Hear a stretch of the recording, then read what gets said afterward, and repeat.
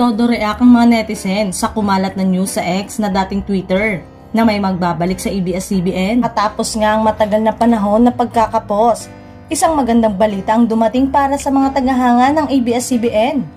Nitong Marso lang, sa wakas nagkasundo ang ABS-CBN at All TV ni Manny Villar. Muling babalik sa ere ang Kapamilya Network sa dati nitong Channel 2. Say ng mga netizen, malaking collaboration na nga ito ng ABS-CBN at All TV. Makiki-block time na rin sila sa All TV. 50-50 daw ang hatian.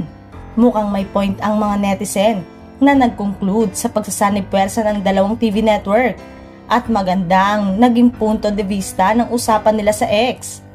It seems that this only me na nakuha na ulit ng ABS-CBN yung frequency. Not literally, makikipag-collab sila sa All TV. Tiyak na lalakas ang All TV dahil sa mga programa sa primetime na talagang inaabangan at sinusundan ng marami kahit pa lumipat sa ibang TV network o mapanood sa mga online platform. Pati ang ABS-CBN Integrated News Program na TV Patrol ay kasama rin daw sa mapapanood sa TV network ni Manny Villar. Ngayong Marso nga ay mas lalong lalawak pa ang reach ng Kapamilya shows dahil mapapanood pa ang mga ito sa All TV Channel 2.